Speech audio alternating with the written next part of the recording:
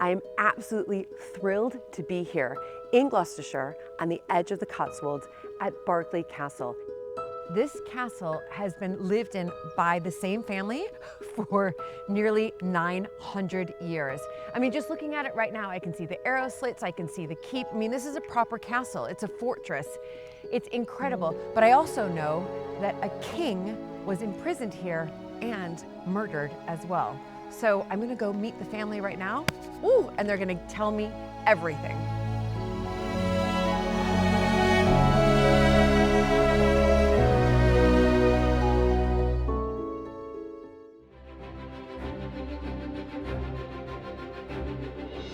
When I married into the British aristocracy, it was the start of a wonderfully exciting journey.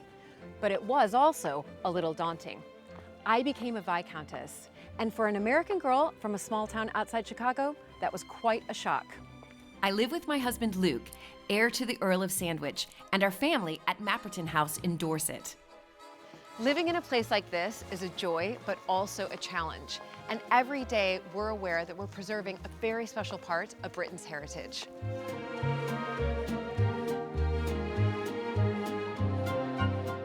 Mapperton has opened up an extraordinary new world for me, and I can't wait to share it with you all.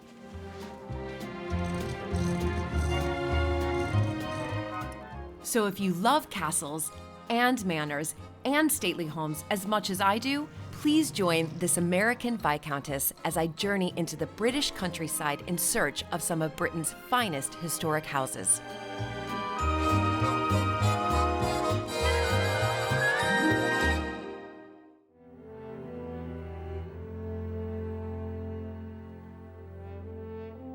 Hello and welcome to the drawing room here at Mapperton. Thank you once again for joining me for another fascinating historic house visit. This time I'm at Berkeley Castle in Gloucestershire, and Berkeley Castle has been described as an enchanted castle and is everything you imagine a medieval castle to be. It is spectacular. Wow. Incredible. It's like walking back in time. It's a real fortress. I mean, this has this feeling of sort of defending itself from invaders and clearly imprisoning a king.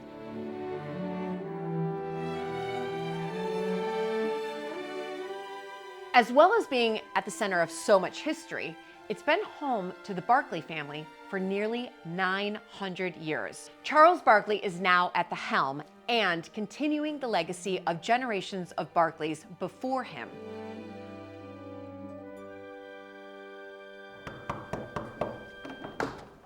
Hello. Hi, Julie. Oh my goodness, so nice to see you, and good to see you. gosh, to be here. You know, the pictures don't do it justice. It's magical as you come in and approach through this door into the Great Hall. Oh my goodness. The Banqueting Hall. It is. For me, it's astounding, first of all, just to know that your family has been here for nearly 900 years. I believe it's the oldest inhabited castle in Great Britain, lived in by the same family that built it originally. We're still here in some form, and it's wonderful. It's got a lot of history all around it. Yeah, I mean, absolutely incredible. And as you said, it's, you know, that is rare. You go to these homes and, you know, some of them have been there for 300, 400, 500 years, yes, but 900 years, and you are obviously the only family who can make that claim.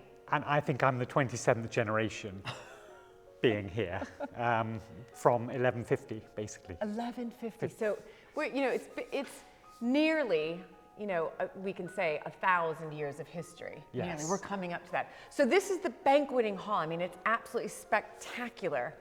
And what has stayed the same and what has sort of changed or evolved?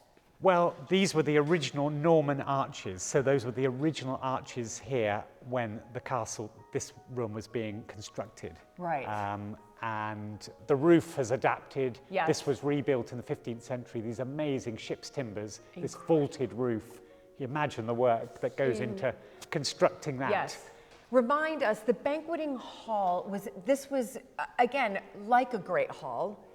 Everything sort of happened here, is that right? Everything happened here, from entertaining royalty, families would have had dinners here, They would have had banquets to celebrate various events. They would have had galleries like this, and musicians would have played and performed. And it's been used right up to the present day. There are weddings and parties here still in the hall. That's what's so fantastic, and as it should do, and as it should be used. Now, you mentioned here, this is the Minstrel Gallery here, is that right? This is the Minstrels Gallery. And is that the original Minstrels Gallery?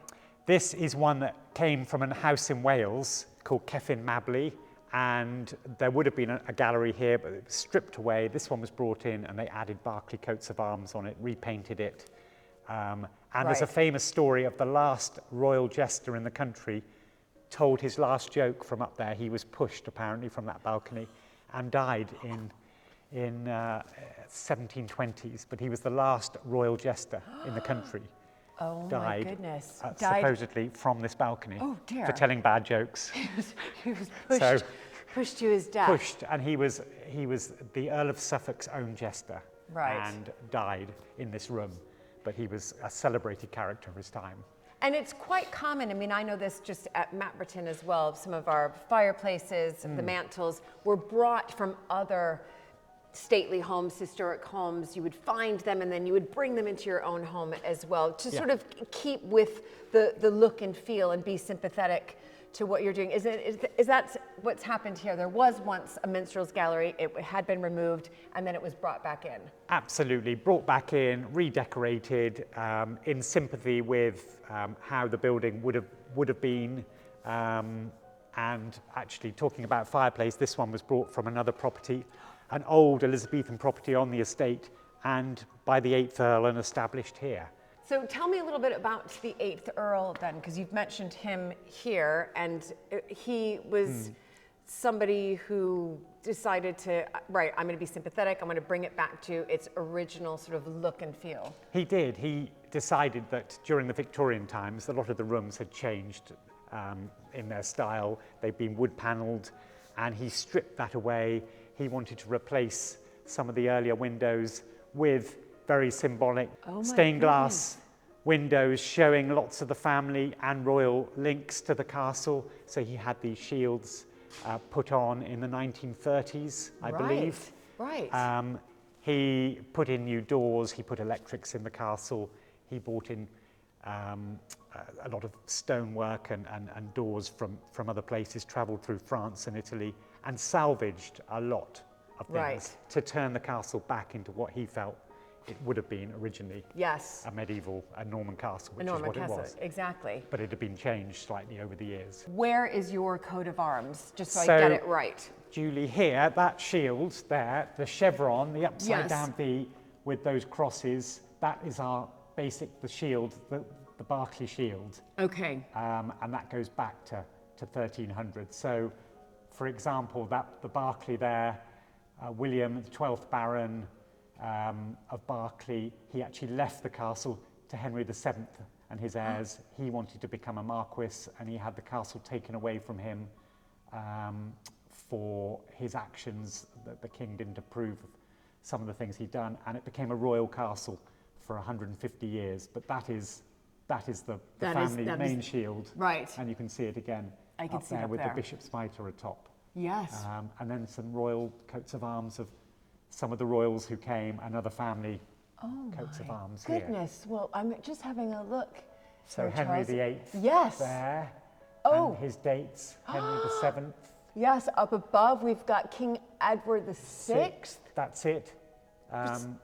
So how many monarchs would you say have sort of visited or stayed or lived? We reckon about 10 have actually been and maybe come for a very short time, including Henry VIII, who came for a week. Right, he came for a week. That's quite a long time. It is a long time. And and Richard II, who it was written about, he came and visited in Shakespeare, and he mentions Berkeley. So, yes, there were some who came briefly, and there were some who sadly didn't survive. Edward II was actually, yes. Right. There's more of a story about him. So yes, we reckon about 10 visited. 10? I mean, absolutely. And who's the last one to visit? And King Charles has visited here. And brilliant.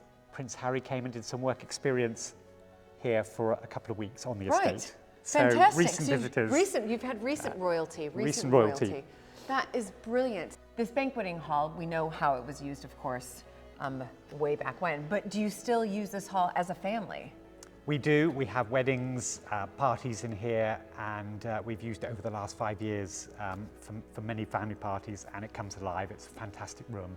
It's got the history around it. Why not, as a family, use these rooms when you can? Yeah, well, and they should be used. And Yes. That's what's so wonderful, and I think that's what also is fantastic is that these historic houses in Berkeley Castle, you know, in particular, what you've just shared with me is that they're lived in by the families. These aren't just, you know, museums filled with history. It's the family making use of the rooms and creating their own history. It really is, and I think that's so important, and you get a sense of pride when the rooms are being used for a lovely occasion and they're decorated, and you know, the sound of people enjoying themselves. Yes, I think exactly, it's great. exactly.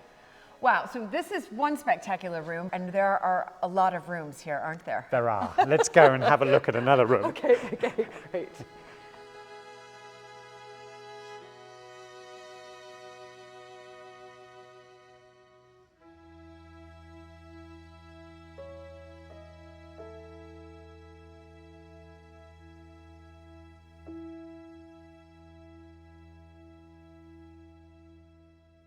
Where are we heading into now? Well, Julie, we're going into the long drawing room, the sort of Regency period, lovely rooms. Lovely, and I can see the public gets to, I recognize ropes like this. We have them at Matwerton as well. They so this do. is one of the rooms that the public gets to Absolutely, they see. get to view this room, and it's wonderful. There's a lot of history here. Well, yeah, everywhere. I mean, this is a royal castle, so Yes, there's lots yes. of history. Yes. Of course. Now, that has caught my eye because it almost looks like it's out of place for a long drawing room. I mean, not that I know that much about long drawing rooms, but Yes, it's very, you wouldn't normally expect that, would you? Walk in here, but it's 15th century, so it goes back to Henry VII's time with his coat of arms. Oh. And in the middle there. Yes. And But what is it? it is a pew that would have been used in church, in a chapel.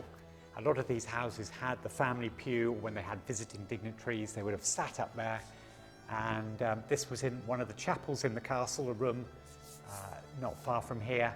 And the 8th Earl took it down in the 1920s because he was agnostic, didn't want to have a chapel in the house, and had it rebuilt in here, as you do.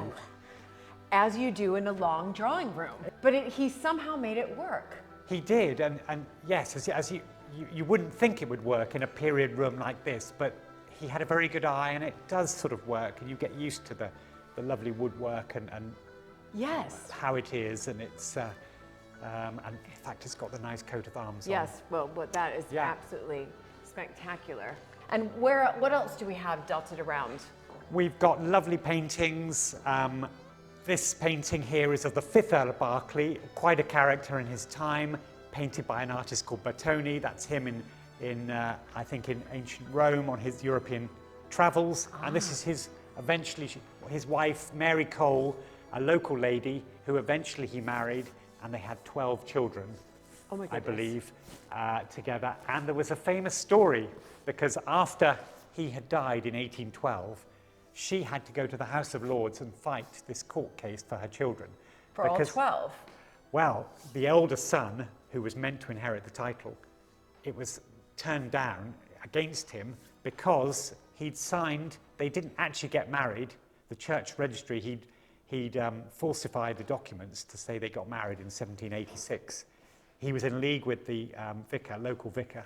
And Right. actually, their real marriage took place 10 years later. So the older 5 children were born outside of the marriage. And she fought for this case, went to the House of Lords for the privileges case. We've got documents about it. And lost the case. No. So it caused some ill feeling. The 6th Yes. son, in the end, got the castle, but loved his brother and didn't take the title on. And the brother was actually, he let him, he got another title, the older one, who should have had the title. But it did cause some animosity. She never knew this. She thought they got married in Berkeley Church, and it was all done legally. Right, yes. But actually, it wasn't a proper ceremony. Wasn't. He rushed it through, knowing it wasn't, and they only got married, as I said, years later. But she fought 3 occasions. She went to the House of Lords to fight this. Well, what a beautiful room, and just filled with incredible stories from, you know, different periods. And Absolutely, yeah. These 300 castles, years of history with the pew and the paintings up to the modern day. up to the modern day. Absolutely brilliant. Brilliant, brilliant. Okay, should we walk through into here? Yes. Look at those carvings up there.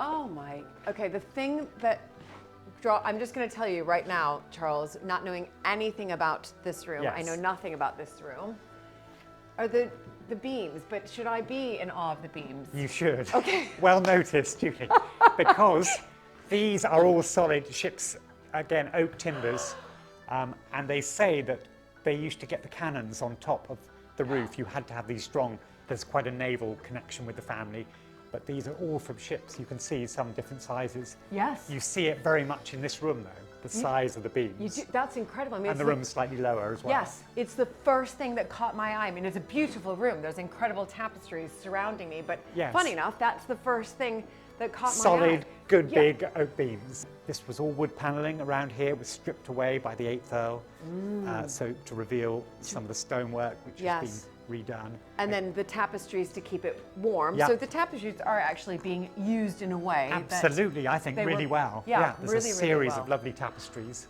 that warm, Lovely. make the room cosy. tapestries. Fireplace that came from somewhere elsewhere Right. again, I know with that these lovely story. carvings Yeah, beautiful and this carvings lovely everywhere. iron grate at the back. It's absolutely fantastic. Beautiful And there's carvings. a king right there. So is that That Charles is- the first or the second? I think that's the second. The second, yes. And that's the Duke of Northumberland. Okay. Again, rather lovely, 2 lovely paintings. No Yes. connection to the family, but it was acquired That's by the all right. family. It's a connection to our family. So that's Charles why II, that's yes. why I always thought Charles II in any room or anywhere Right. I go. You'd have to look for It's yeah. our claim to fame. It's our really only royal link. I mean, proper royal link is, of course, bringing Charles II back for the restoration. Fantastic. That's, You know, that's a great story. I'm going to wave that flag for a long time. That's the reason we have the monarchy today is because of the Montagues. He's one of my favourite kings too. Just Well, that is brilliant. Oh, I love it that you have family photos in the rooms that the public obviously go through and see the history, but then they're seeing the living history here. absolutely, this is the current family. This is Oh. our family. My father, my mother, my brother and his wife, my wife. And, you know, the family are seen here at the castle. We have family events. The family are often seen rushing around through these courtyards into the rooms. They come to see Granny here at the castle. My daughter and friends, they disappear up into some of the rooms. And Incredible. But Lovely. you grew up here then? Yes. We grew up. in the castle. we spent the winter months here Right. at Berkeley because there was a lot more going on in the winter here. And my brother and I, 11 months between us, there were 2 of us, 2 boys in the castle. We had our rooms up in the oldest part of the castle, and we would run around these rooms, hiding in the pew, hiding up on the king's balcony. The guided tours were on, we'd suddenly jump out. We'd be up on the roof. As soldiers, my brother, we both had a love of all things military, and yeah, we'd explore every little part. My father would often come and look for us. My mother had a bell she would ring to get us in for lunch. She'd ring it in the courtyard, and all the guides and visitors would be looking, and there'd be 2 boys up on the roof. So we loved being here, and we had rooms, as I said, in the keep, away from my parents, but it was exciting. It was a privilege, as my father Yes. said. Yes, yes. The privilege of being in these rooms, of these houses. And yeah, I loved and I grew to love history from a young age and visiting other places, but being able to Yeah. explore these rooms was Right. magical. Of We were very course. lucky. And Yeah, yeah, but yeah. it grows on you. This is your surroundings, and it was magical. And I think my brother would say the same.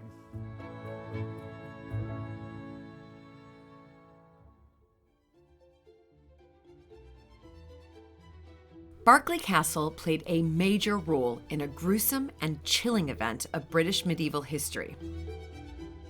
Charles led me to the keep, the oldest surviving part of the castle, to tell me more.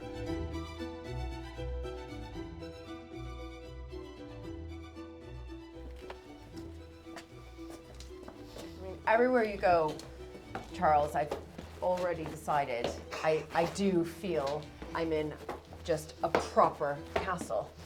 It's really maintained and retained all of its features. It certainly has, and you've got these incredible trip steps, the original steps coming up into the oldest part of the castle, the keep. Well, what are trip steps? They're made so they're slightly uneven, on different angles even, very solid stones, and the enemy coming up here would trip them up. Well, I was wondering why I was having a difficult time actually. I noticed just now. I was like, well, that's very clever. It is. It's a great invention and a piece of feat of building, and it's coming up to this solid, wonderful old keep, the original tower at the castle where the family and others would have lived. It was a safe place, right? And the enemy would often come up here, and you'd have your arrow men and guards up on top. Or you pour your boiling oil down. There's a little area just behind the door there, and get the enemy as they were rushing up these steps. As they were rushing up, but they could be tripping. Or they could be tripping as well because of the uneven steps. Yes, brilliant. That's amazing. Okay, we're going to go into the cell now, the prison cell, where a king was kept. Oh my goodness, so this is it. This is the original cell, which back in 1327, Edward II was imprisoned and killed. And killed. Oh my goodness.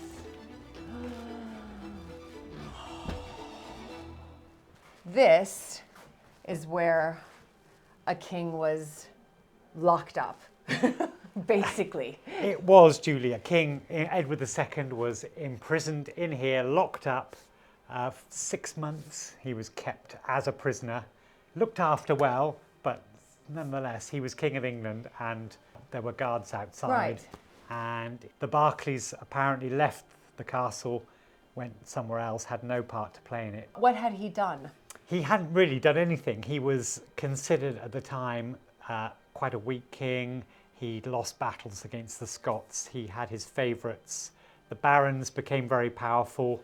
Supposedly his wife, who was the daughter of the King of France, was having an affair with one of the barons, Roger Mortimer. Edward was, and they plotted, there were various things. He had his male favourites, supposedly, and all these plots came together, and he was imprisoned in 2 other castles before eventually coming here and eventually being killed. Or here? Dying in this very room. No. Which is amazing. To know that a king was killed. When you say that he died here, but did he die because he wasn't fed, or did somebody come and murder him? Supposedly 2 jailers were ordered by the barons at the time to come, and he'd already escaped twice. There'd been 2 escape attempts. Right. They needed money for new locks. We have accounts of that to keep him as a prisoner, and they realised actually we've got to do something about him. If he escapes again, we may not keep him here. It was a punishment to him, and he was supposedly killed. There's a story, a rather nasty story of red hot irons being inserted into his bowels. No. Being killed, or was he suffocated in his sleep? Right. Rather nasty story, grim story, but he certainly died in September 1327 here. Here.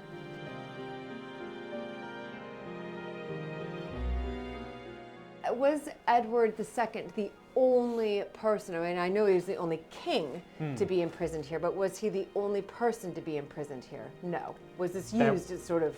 I believe there would have been other prisoners who would have been put in here before Edward II, and again after, probably another 100 years after, this would have been used as a cell. As a and cell. People would have been kept in here before. Some of them would have been thrown into there is a dungeon here in the castle, a pit, with rotting animal carcasses on top. In fact, Edward, they tried to kill him in that way. The rotting animal carcasses in the dungeon, they thought the fumes from that would eventually kill him. but he survived. He was made of strong stuff, and the fumes, you can imagine, would come through into this room from the dungeon, but he survived all that, and they had to find another way. And they thought eventually he'll just die from the horrible fumes, but many prisoners would have been thrown in the dungeons, and that would have been it. That would have been. But this was a cell. Yes. Back in the time. Yes, a holding cell. You did say that your ancestors had nothing to do with his imprisonment, but what happened to them when Edward II was here imprisoned? Where did your ancestors go? Well, we think Thomas wanted no part to play in it. I don't think he had any say in the fact that Berkeley was that Edward II was going to come here. He would have known, though. But he went to one of the other manor houses in Bristol, and he was pardoned. He was at first questioned, and then pardoned that he had no part to play in it. They left it to a group. There were 3 or 4 jailers and people living here, guarding the king at the time, and they went to their other house, then came back later. And then came back. But he wasn't executed, or luckily he kept his head. Yeah, luckily. They were good at keeping their heads, the Berkeleys. Yes, for 900 years. 900 years. Keeping on the right side of the king or queen, which was important. Exactly, at the time. I don't know if it's a good thing that we connected to that, but it's a story, and it's history, isn't it? It is history, and it's just you're standing in this room right now knowing that, Edward II was definitely pacing back and forth, trying to figure out how he was going to escape. And, that's pretty I can't extraordinary. imagine being in a cell, in a car, and knowing he'd been kept prisoner. Right. You can't imagine how it would have been. The castle is still here, and there's a family here. That's what makes it. It's quite special in that way. We've got rooms like this, which which tell a story. Tell a story. Yeah.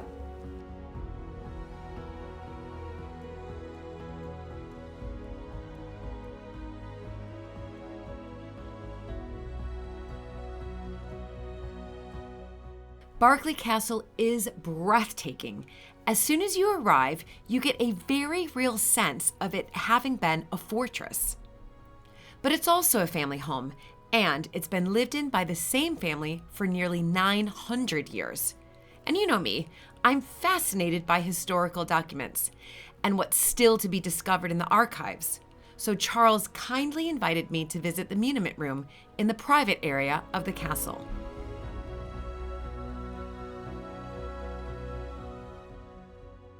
Here we are in the Muniment Room, Julie.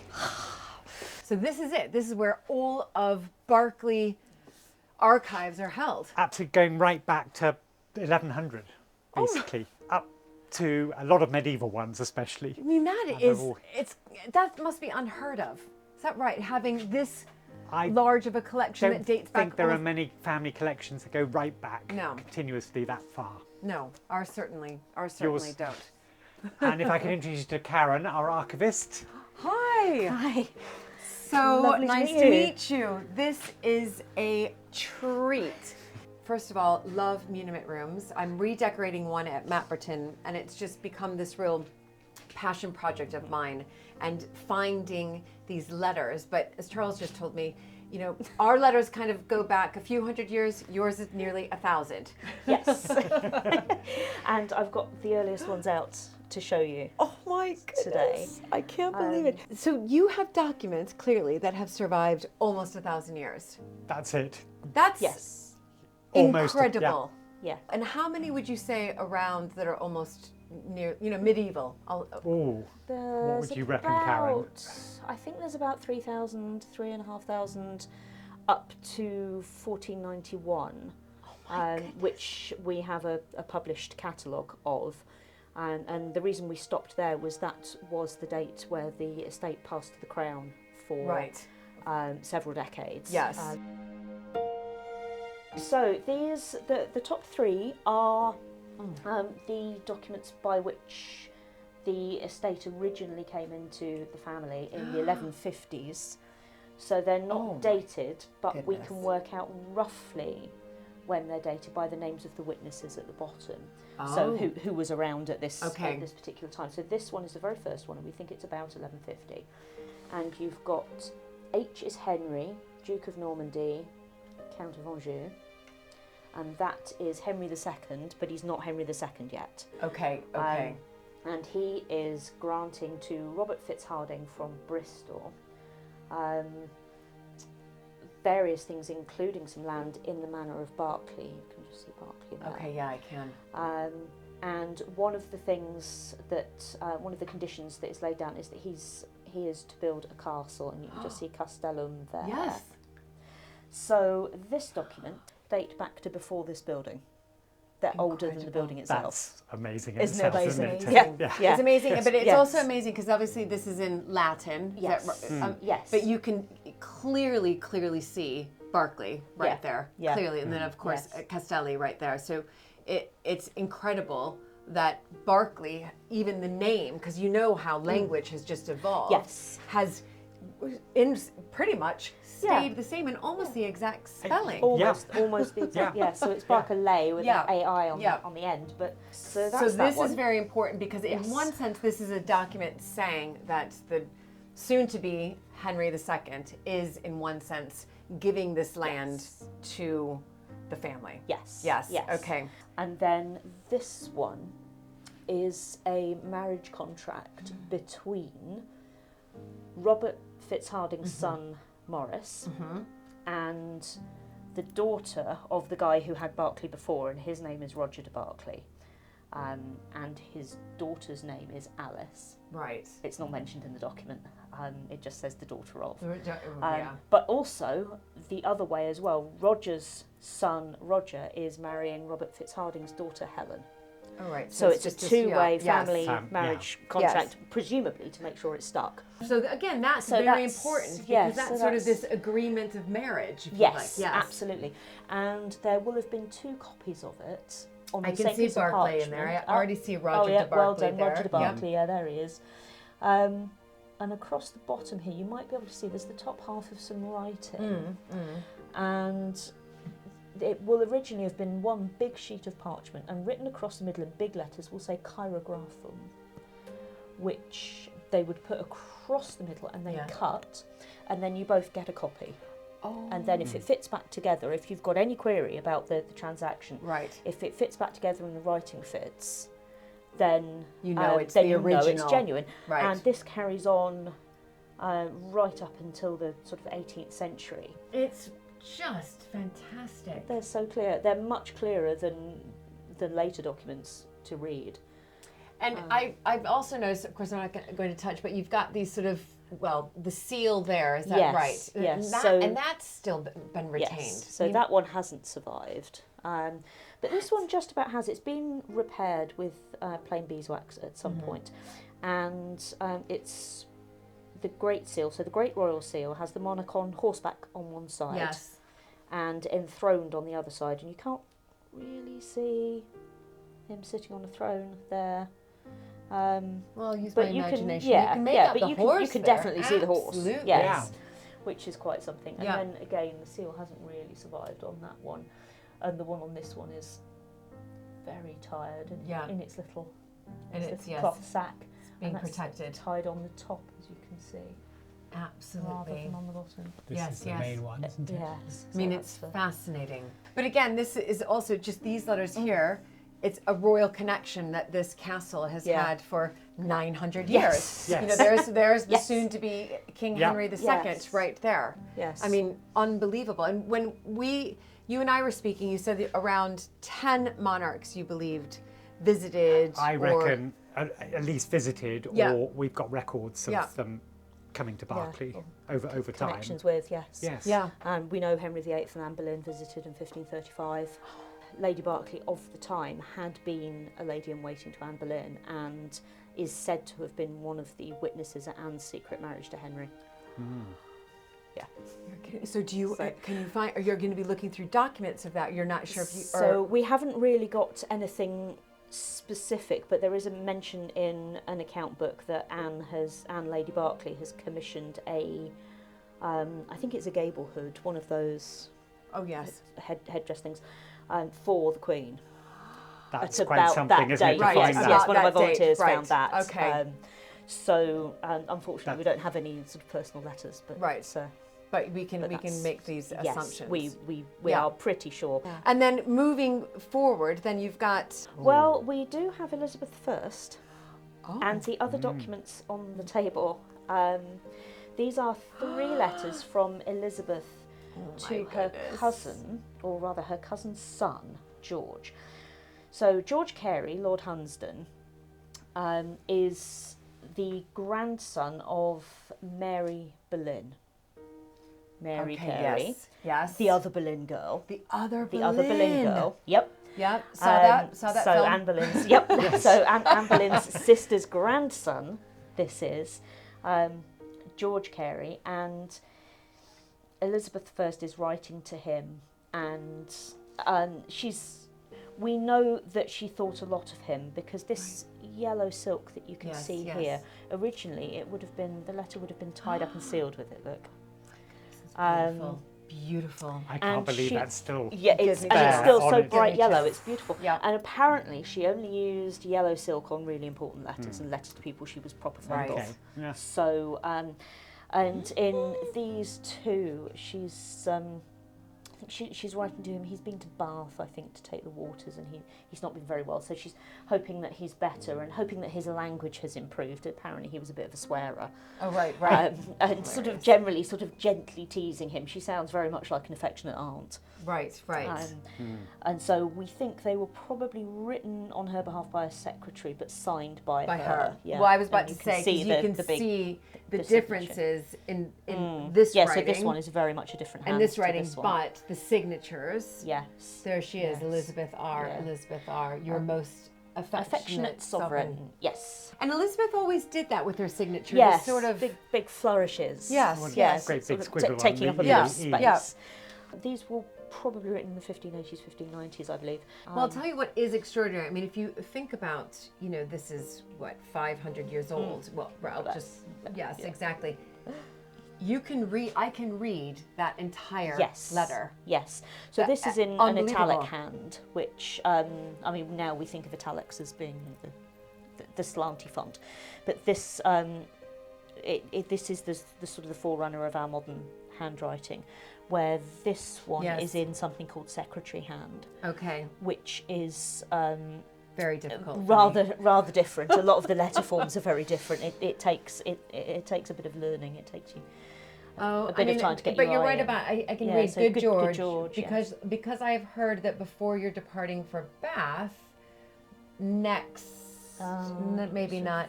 Your speech was become much better. Nor your legs. Oh yes, that's any it. It's stronger. neither. Yes, so neither your speech was become much better, nor your legs any stronger. So she's taken the mick out of his terrible language. Oh my goodness. It's great you learn a little bit about her language and and the relationship between them as well. Yes. And this one, somebody has written on it by the Queen. Yes. I've thought that's what it was, but I I'd hold back just in case it was something else. Yeah, no, and is this her squiggles? That's her. That's her big old very signature. Yes. elaborate. Karen, this has been a real treat. I cannot begin to thank you. Well, both of you enough. I can't even believe that I'm actually seeing this.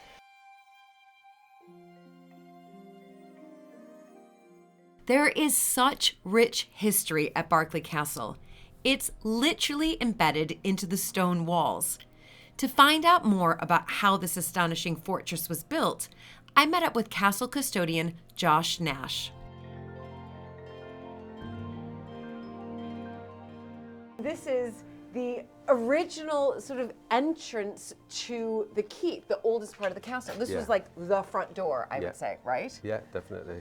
And so this has been around since, what, almost 1,000 years? Almost, 900 odd, yeah. So you can see it's a much bigger archway, and then at some point it's been closed in. Yes. And in the archive, when Edward II was held here, he escaped twice, and after the second time he escaped, in the accounts it references narrowing doorways to make them more defendable. So we like to think that that was narrowed after Edward II escaped. Oh my goodness. Yeah, we can never know for sure, but that makes sense now, because you're right. Now I see this enormous door, their front door to the family, but then it's been narrowed. Yeah. Right. Oh my gosh. Okay, should we go up? Yeah, let's do it. Let's do it. So this whole section of the castle that we're in now was built by the 8th Earl in the 1920s. It's an addition to the It's to an the, addition, to the okay. keep. But I did notice the sign that said private. Yes, so So we're I feel going very special right now. we're going behind the scenes. I am going behind the scenes. Look at this. Whoa. Probably should have tidied up a bit before you came up. Okay. And these on. So this is all sort of storage really. It was all built in the 20s, as I said, as maids' bedrooms. This is fantastic. I mean, I love exploring. Okay. So when we get up here, you just avoid standing on the seams, Okay. the vertical seams. Okay. But other Oh than that, my goodness. you're good to go. You know, I've been around the castle quite a bit, but I haven't seen this sort of courtyard, if that's what it's called. So we're on the roof of the keep, if that makes sense. Yes. And that's the keep garden. And that's the keep garden. So that was in there where that grass is. Yes. That was the site of the original 1067 timber Mott and Bailey Castle. So if you can imagine, there was a mound Yeah. with a timber castle on the top, Yes. and then a moat around the outside. Right. Well, a ditch around the outside. Side. Yes. And then that was built in 1067. It got demolished and rebuilt twice, I think. And then in 1153, they started the work on the keep itself, which they built in the ditch surrounding the mound in the middle. Okay. Fantastic. And then this around here, when was these bits built? So this is the outer wall is all 1150s. It's all 1150. Yeah. Well, it started in Yeah. 1150. Yeah, yeah. I think they could build 9 foot a year. So I probably should try and figure out how long it would have taken them to build. But you can't build too high because it'll squash all the mortar out. Oh my goodness, so So- they could only build as far as 9 Yeah. feet every year. A year, yeah, to give it time. The lime mortar needs longer time to cure. Right. So in the English Civil War, the castle, there was obviously the parliamentarians against the royalists, and the castle changed hands, I think 5 times between them, where it sort of sieged and surrendered and that sort of thing. The last siege, the parliamentarians took the castle and they took loads of the outer wall down. There was this sort of outer curtain wall there. Yes. Was originally much, much higher. Right, right. They demolished part of that and then they seized the castle off the family. To get the castle back, George, the 8th Baron Berkeley, had to take down that wall there, that section of the wall, to make the castle indefensible, if that makes sense. Yes, it does. It's so interesting reading the stones of a building. It really gives you a glimpse into the past. And from the roof of Berkeley Castle, you certainly get a unique perspective of how the castle evolved. This view is spectacular. Yeah, those chimneys are probably one of my favourite bits of the castle. If you see, I don't think our visitors would ever really notice, or anyone hardly ever notices, but the middle one out of the three It's different, is yes. convex, yeah. Yes. And when were those built around you? This is 1928. This- Earl, yeah. 8th Earl, 8th Yeah. Earl. Fantastic. Absolutely beautiful. I mean, the chimneys are just stunning in itself. That big chimney there. Yes. So these are all 1920s, but that big chimney is when Henry VIII held the castle.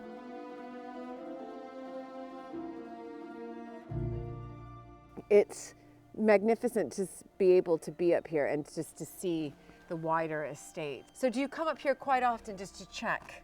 Check it out. Yeah, I'd be yeah. up Probably here all not the as much as I should do, but that's part of the course. But everything is on top of, yeah. Yeah. This is absolutely spectacular. I've noticed just walking around, and it's something that I do look at are sort of the stones and how, this castle was built. But I've noticed, obviously, stones that I recognize, but then I see quite dotted around this stone that almost looks like volcanic stone. It does, obviously yeah. it's not. It's not. No, there's no volcanic stone around here. So the castle was all built out of locally quarried stone. A lot of it would have come from the Forest of Dean pennant sandstone that would have come down the Severn and then up this river here, right to site. But this is actually, it's called Tufa stone, and it was quarried in Dursley, which is about 3 miles over there. And it's the newest stone, if that makes sense. So spring water would have come down off the Cotswold edge, heavy with lime basically and minerals, and then it settled in these great big pools in Dursley. And the minerals and the lime would have fallen out of suspension down to the bottom of the pool. And then they cut it out like cheese basically. I was told it was like the texture of Wensleydale cheese, that sort of soft white cheese. They would have cut it out of the bottom of the pool with spades and then just let it cure on the side of the pool, and it turned into stone basically. It turned into stone. And then all of these divots are just old organic matter that was in the bottom of the pool as well, that has subsequently rotted off. So it looks like it's been sort of eaten up by acid or extreme temperatures or something. You really get this sense of being up here, as not just as how vast Berkeley Castle is, but the sense when you look at the stone, the amount of time, effort, money, power that was put into, creating these fortresses to defend. Yeah, and there's a huge part of it as well was imposing themselves on the land. Yeah. So this would have been rendered white, rendered originally. So a lot of the stone, I won't be able to find any now, but a lot of the stone, the local stone is poor quality. Right. But they used it because it was quick to cut and quick to yes. build. And then they would have rendered it all. So it would have been this beautiful, pure white building on the landscape when up until that point everything was sort of timber. Right. And the Normans came in and just went, we're in charge. All right, so you're telling me that once upon a time, this castle, if I were looking at it, would have been white. Yeah, pure white. No. A huge sort of almost blot on the landscape, really. Oh my gosh. We have got bits of render left. So it was rendered up until sort of 1830, I think, or 1840 is the last entry in the accounts for rendering or pargeting, external pargeting.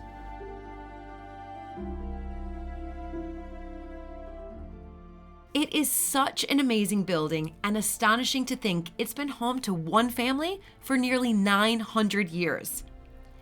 As we walked through the rooms of the castle, Charles was keen to show me a very special portrait in the long drawing room.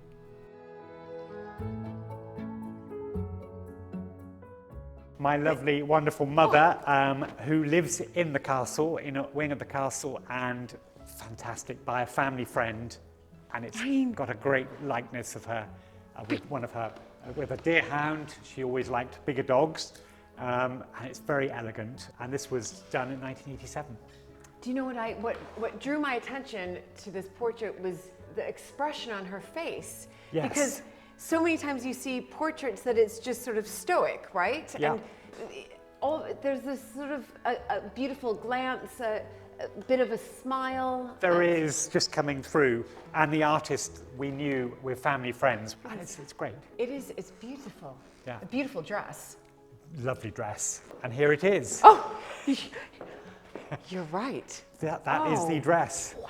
Wow. And I remember when she wore it at a couple of things, but I remember her wearing it for the sitting, and she wore it before that as well. Charles's mother, Mrs. Georgina Berkeley, has lived in the castle for over 50 years. When we met, I asked what it was like to raise a family in a castle, and a castle that is open to the public as well. So you've raised 2 boys here, raised your family here, at the same time having the public come. Yeah. And what was that like all these years?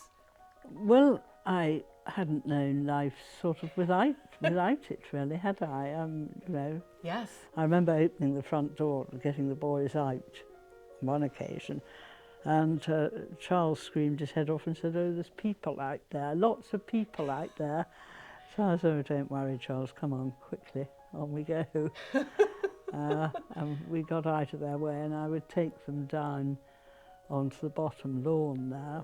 You've probably seen. Yes, yes.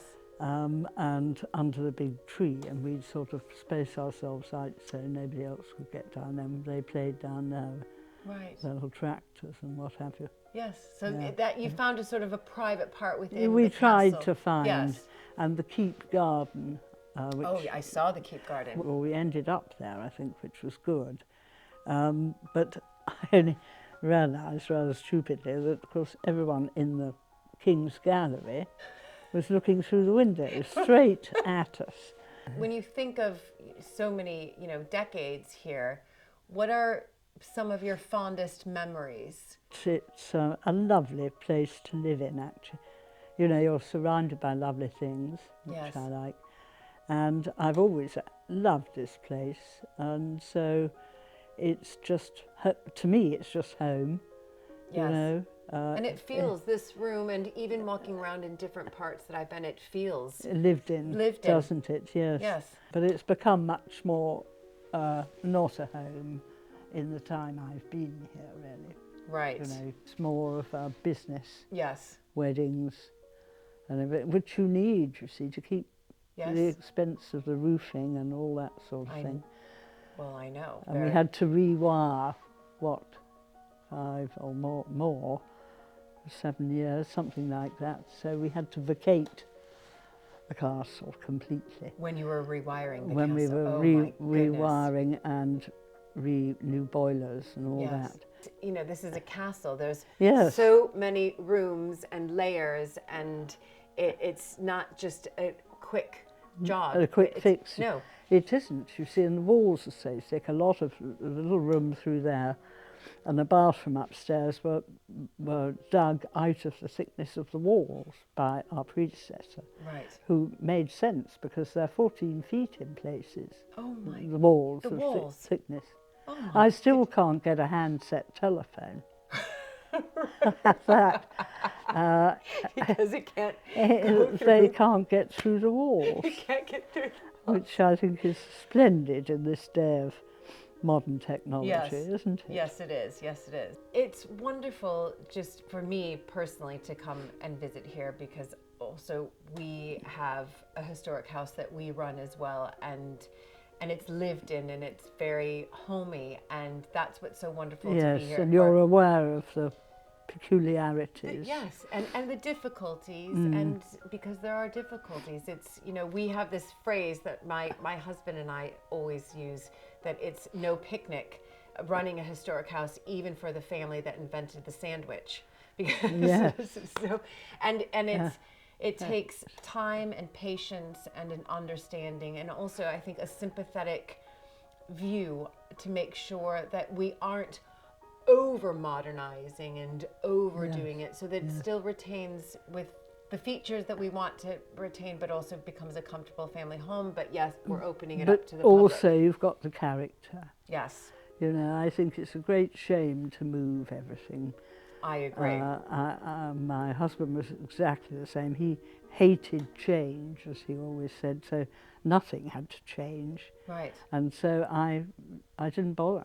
right. I mean, most people would have put in more modern kitchens or whatever, you know, but Right, but I'm when very happy without it. yes, exactly. I think that's brilliant. Yeah. I also do need to ask, because whilst being here, I discovered the 8th Earl, I know from Charles and also speaking to Josh, has done quite a lot of work here, from the roof to Huge the lot. huge, extraordinary amount.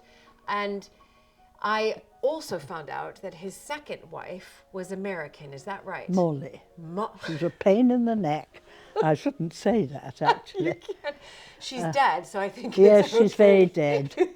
And when we had to go, she was American, as you say. Right, right. I don't want to be rude about No, your race. Listen, we've had a couple people sort of a couple women ruffle some feathers in the past. So I know, and remember, the Americans sort of came over during the turn of the century, the turn of the 20th century, and did kind of ruffle up the historic Well, houses. I know, because the English, well, actually the British, were looking for rich wives. Yes, yes. So was Molly a rich? Yes, very. She was a Lowell from Boston. Yes. And she married the last, as she always calls him, Right. in the things she's written, you know, the last Earl and all this. And married him. We had to go and meet her. Oh, you met her? Yes. Oh my goodness. I only the once. John met her quite a few times as a Right, little right. boy, I mean, as he was Yes. growing up. And probably, in fact, he met her when Lord Berkeley was still alive. Okay. And they were living here. But I didn't meet her till after he died. And we had to pay for her to stay at Claridge's for, I think it was a month, every year after he died. Oh my goodness. So we went there once, had tea with her. We were bidden for tea.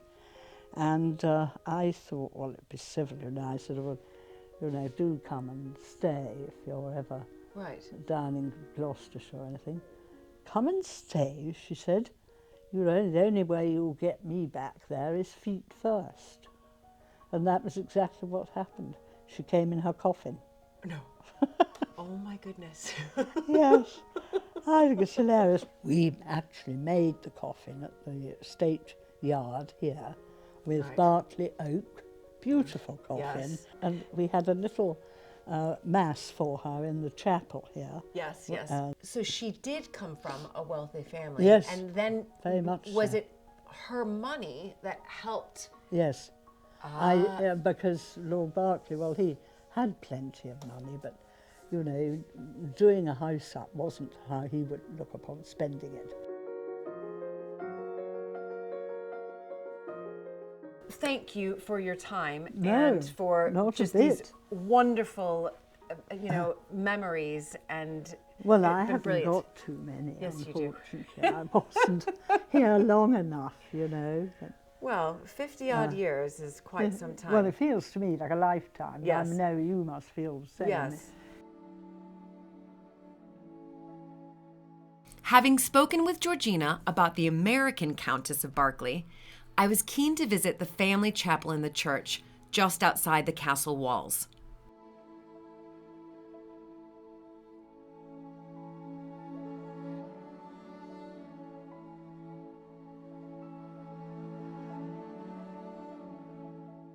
I've been given the key. It's one of those rather wonderful, spectacular keys.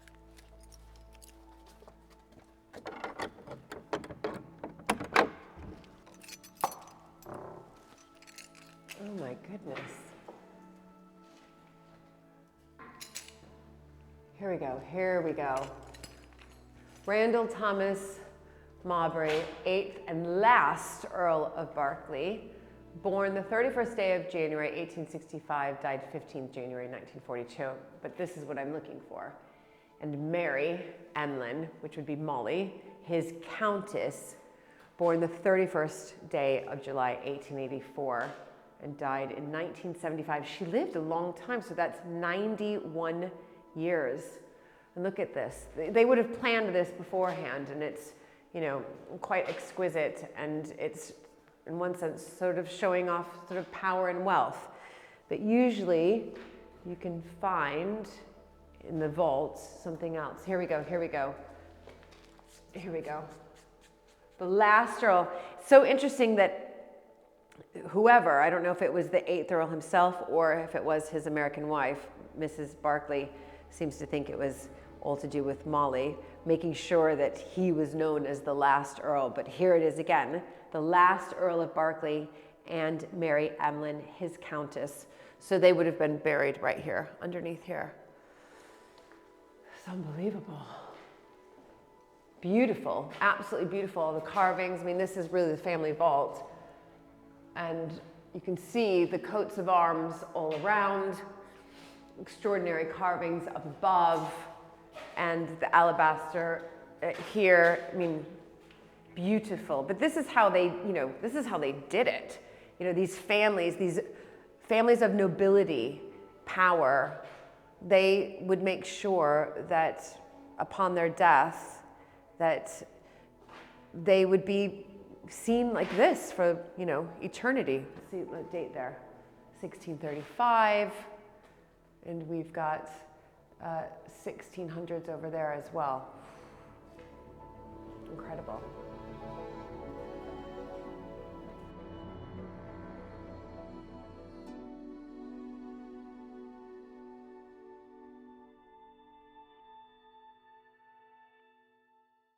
Dominating the landscape in the deer park on the Berkeley estate is the most spectacular Folly. To hear more about its history and the plans for the future, I met up with Charles and the estate director, Michelle Bolivar.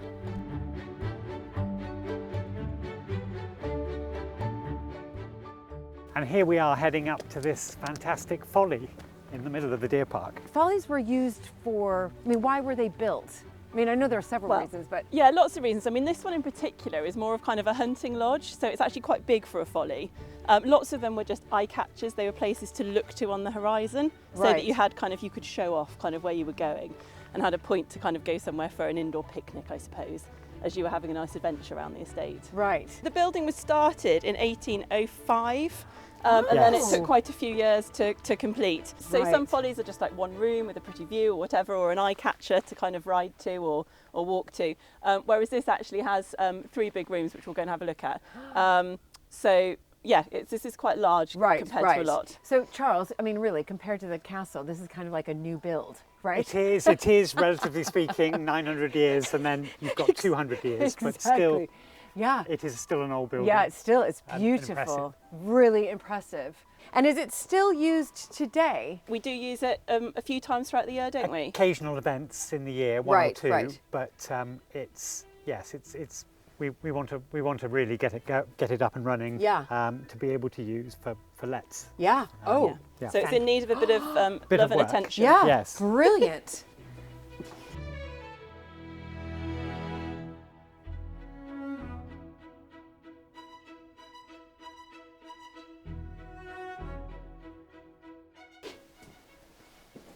Oh my goodness. Oh, this is brilliant. Coat of arms, you can see that everywhere. So this was, you mentioned 1805 was when the building started. Yeah. Which Earl was that then? That would have been the 5th Earl of Berkeley in his lifetime. Right, who had 12 children. And his children would have been involved in this. Right. So maybe this is where he escaped to from the 12 children. Right, quite likely. A good hiding place. Exactly, it's a very good hiding place.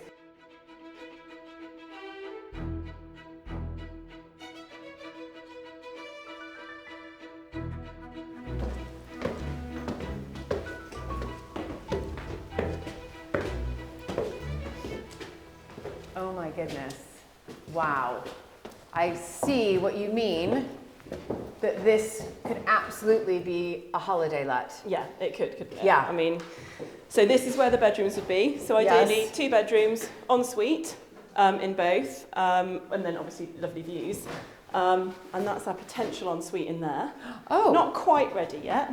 Oh, let me have a little look. Listen, I'm big on renovations. I'm doing one at Mapperton right now. So I'm doing one at a cottage on the estate. So, and it's, you know, slow, but steady. Yeah. But this would be a brilliant ensuite well, it's quite here. cool. So we're in one of the turrets now. So there's 4 kind of circular little turrets to the Folly. So we're trying to make the most use of the space, and it's also quite cool. Yeah. Obviously, because it's a really important building, we need to do everything in a really sensitive way. Yes. To try and make sure we don't ruin the integrity of what we're trying to achieve here.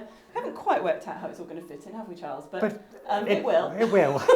It will. There's some really lovely clawfoot bathtubs, a little bit smaller, but they're lovely. Yeah. Real character to suit the Folly. Yeah. Definitely.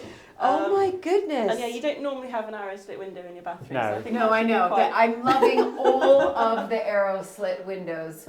That is for sure. Brilliant. Okay, so ensuite bathroom here.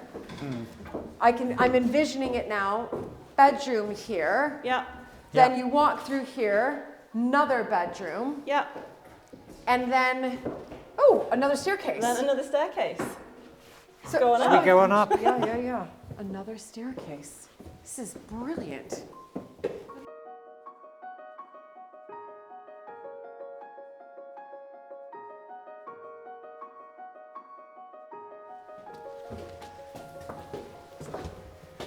I mean, I'm speechless. I'm actually speechless. This is the party room. Right, this is the party Definitely. room. But it's incredible because you've got these 360 views. Yeah. And you've got Deer Park surrounding. I mean, and the light coming in. All right, so Michelle, what are you thinking for this room? So rough plan of attack, this would be the kind of the sitting room, the drawing room. So people will come up here, there'll be a nice fire going, they'll have lovely views. If it's a sunny day, they'll have lots of fancy velvet curtains. If it's not, and they'll feel cosy in here. So that's the plan for this. And I think trying to just bring it back to, trying to use our imagination, what would it have been like when the Fifth Earl was enjoying it? Yeah. You know, and kind of have a nod to that. Yes, so, absolutely. that's the plan. Right, and then I can see 2 doors on either side. So turrets again, so as we saw in the bathrooms below. And then what we're thinking in here, which is a nice little cosy space, is that could be the kind of little hidden away reading room. So, you know, library-esque kind of reading chair. So you can go and escape there and have some quiet time with the arrow slits and everything else in there as well. Yeah, it's like and probably a drinks snug cabinet of some sort. drinks Definitely got to have definitely a bar drinks. area. Yes. Bar, Quite a big one. absolutely. And then that one across. Probably loo bathroom, so that you haven't got to go all the way down to the bottom floor when you're kind of up here with all of your stuff, and store, so you can just bring everything at once. So Yeah, this is brilliant. I mean, this is cool, definitely, isn't if it's, I mean, I have to say, one of the best follies I know it's, but I've ever been in. Yeah, it is. It's We love it. It's lovely. Absolutely brilliant. Well, I would definitely be keen on letting it whenever that happens.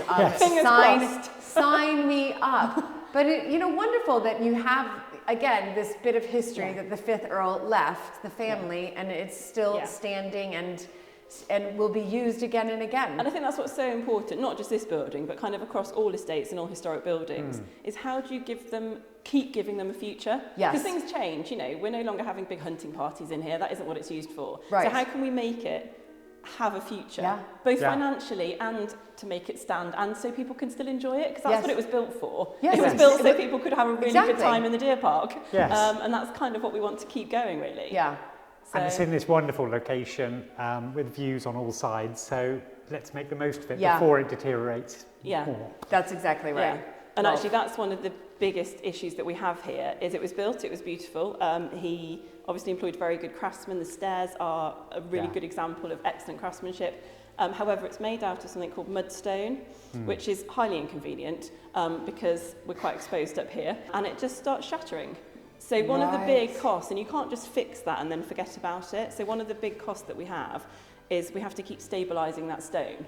So whether that's through treatment, whether it's through pointing, whether it's just through making sure it's safe. Yes. So that's just an ongoing thing that earns no pennies at all, but that we have to spend quite a bit of money on to keep it in good structural order.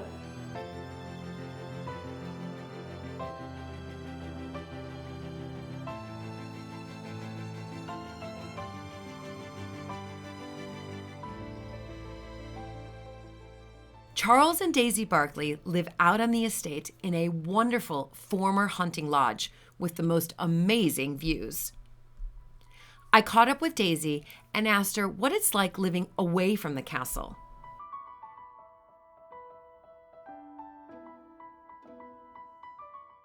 When Charles and I married, Charles's parents were in the castle. Charles's mother is still in the castle, and she's very happy in there. You've been there, it's very warm and cosy. It's a lovely place to live. It's a very safe place to live. So it was never going to be for us for the time being.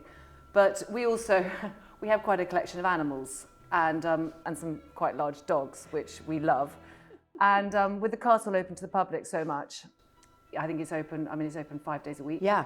And for a lot of the year, and there's lots of weddings as well, for us to be going in and out, because you can't just open the door and let them into the garden.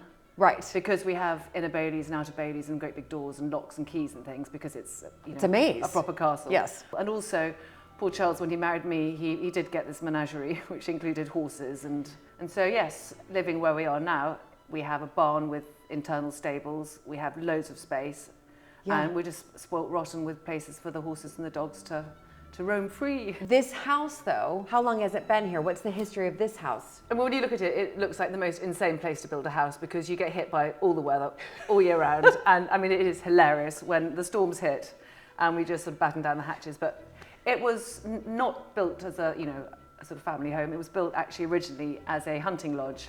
Okay. They believe, I mean, people have studied it, they believe some of it was started in the 1300s.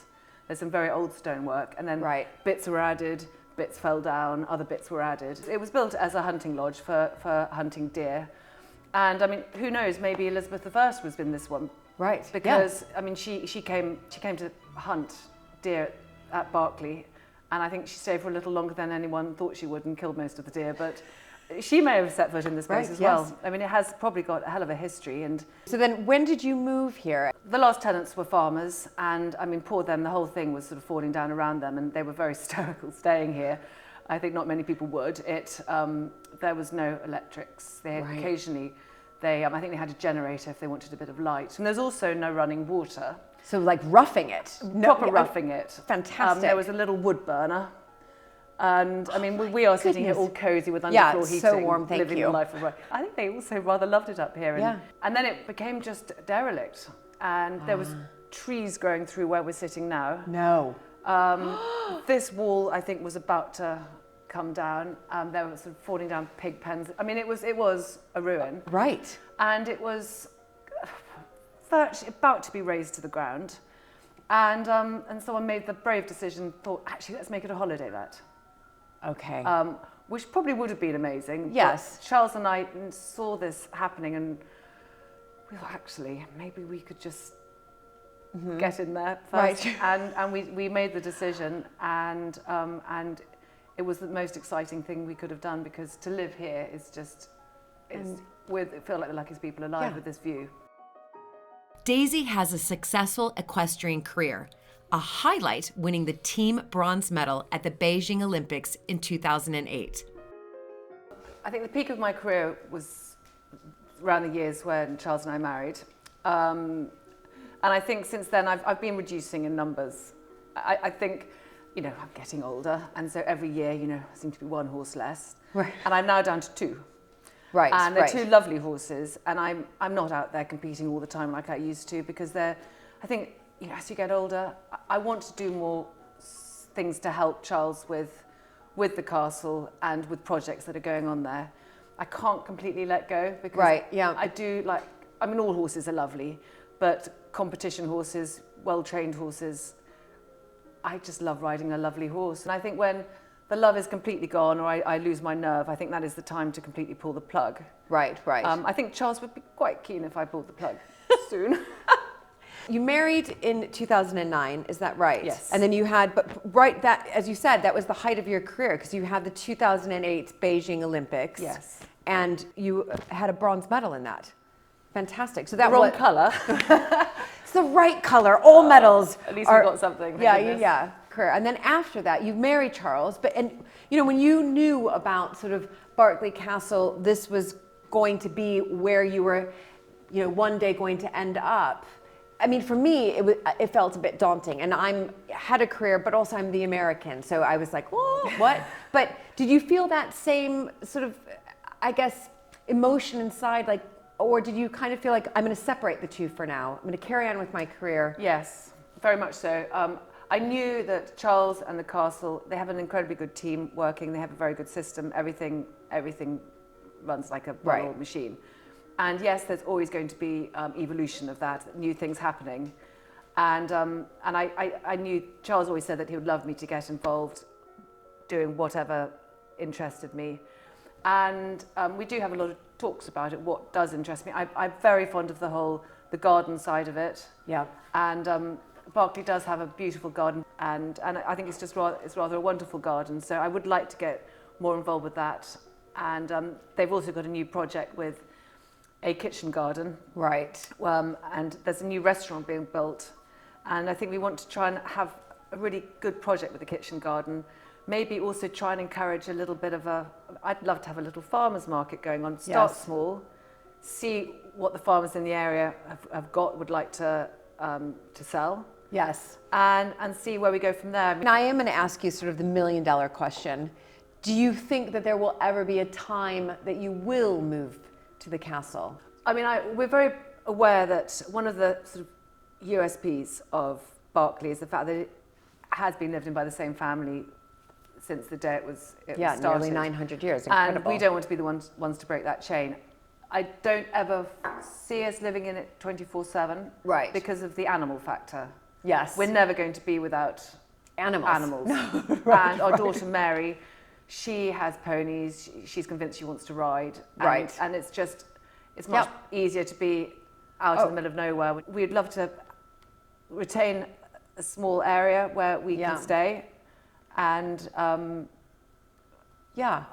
do whatever he sees fit. But I know, both of us do love just being able to take a step back. Yes. And it's almost like leaving the job slightly. And Berkeley, considering how cold and dank it would have been once upon a time, as a proper, fortified castle.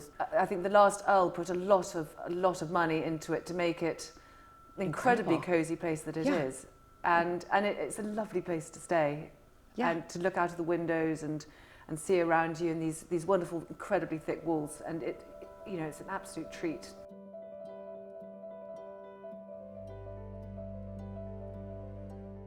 The views from Berkeley Castle to the gardens are wonderful. I headed out to explore and meet head gardener Chris Gill.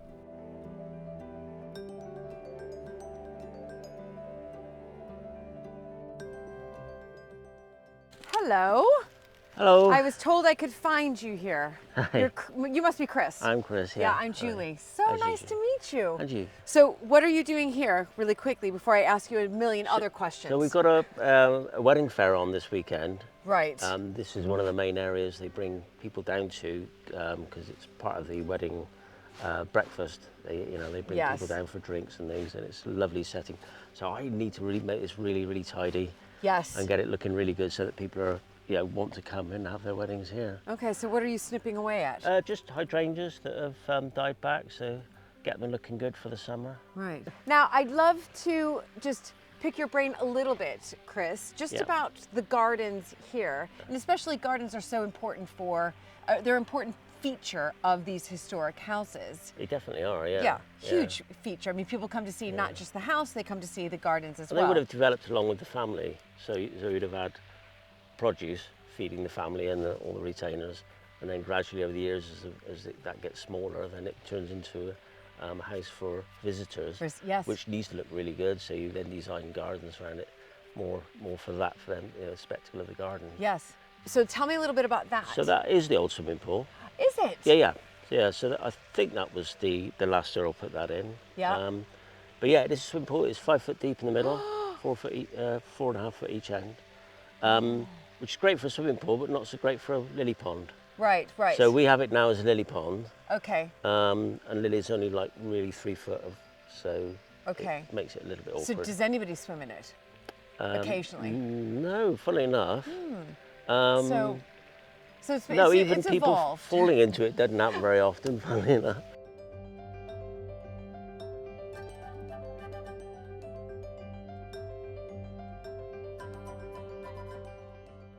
So how long have you been working here? That's my next question. 33 years. Oh my goodness. So you've really seen a lot of a change. lot of changes, yeah. And what would you say in particular has been the biggest change that you've seen or you've done yourself in these gardens? Because they're quite terraced up. Yeah, definitely. Obviously, I'm the only full-time gardener now, so we have to. It's a lot more mechanised than it used to be, which has to be to get work done. It has to look good in the summer. Yes. So I absolutely adore roses. So every space I get, I put more roses in. We've changed quite a lot of the gardens around over the years, just because you need to. Yes. Things need to change. You can't stand still with it. No, you can't. I know that from experience of visiting so many historic houses, things have changed so much over the past 100 years, and in particular after the 2 world wars. But yes, what was it? Prior to that big change, that big shift. Well, it was very labour intensive right. up to that point. But yeah, before certainly the First World War, there were 33 gardeners would have been working on in the grounds. Wow. Mostly doing produce for the family and, right. and the staff. So I do have to ask this, since you've been here for 33 years and you've seen all these changes, but do you have a special part in the garden that you just love? To be honest, no. It's a whole. Yes, yes. You know, and things change. You know, part of the garden will change, and that bit will be my favourite bit for that part of the season, maybe. And then, or you know, and there's always going to be parts of the garden that I'll go, I really need to get on with that. I need to sort that out because that's not looking good. So yeah, it does change. Definitely change. I think probably the gun terrace, the one on the top there.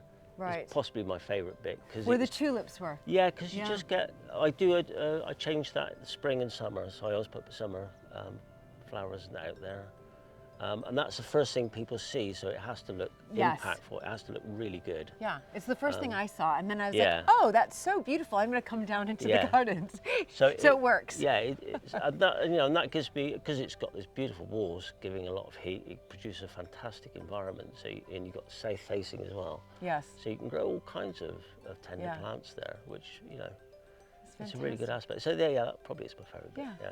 Oh.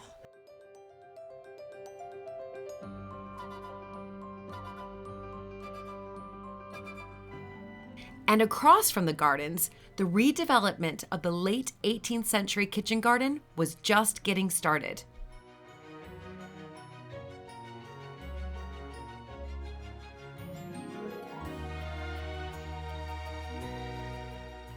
All right, there's a lot of noise going on behind me.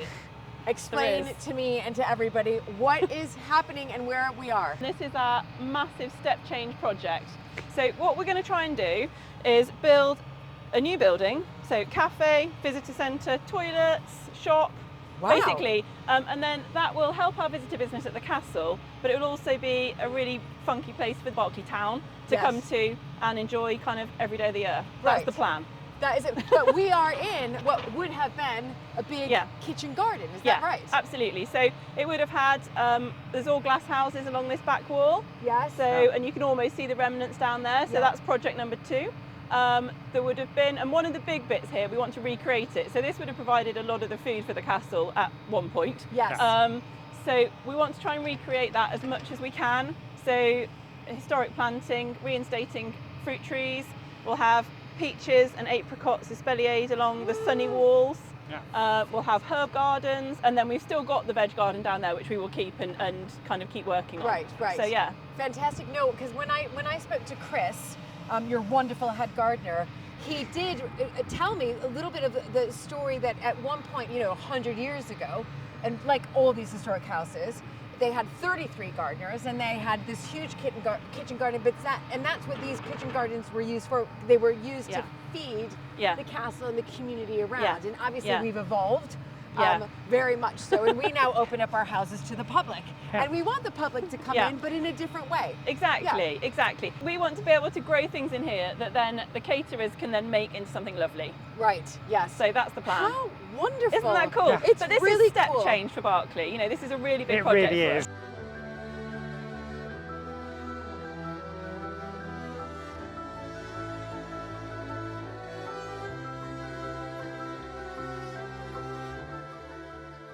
Every historic house owner strives to make an impact for the long-term benefit and survival of the buildings and estate.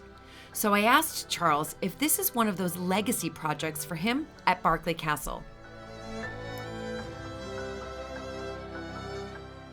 I think it's one of many things I'd like to see for, that people can look back on and say, this was in my time, and just making the place, improving, adding to what's here. Yes. I'm not really someone, I've got to make this big mark, just lots of things that hopefully stand the test of time. And the fact it's happening now, I think it's the right thing. Yeah, well, it seems like the right thing. You're incredibly humble, because I can tell you, I'm pretty certain that people will remember, and they do, that you're the one that sort of decided, hey, let's do something different here. I do believe it's so important, and there is a need for something like this, and I think it will be very good for the community and for visitors. And we have a lot of people within a few miles of here who may not have come here. We're offering something amazing that is bowing to, the history of Berkeley and the estate.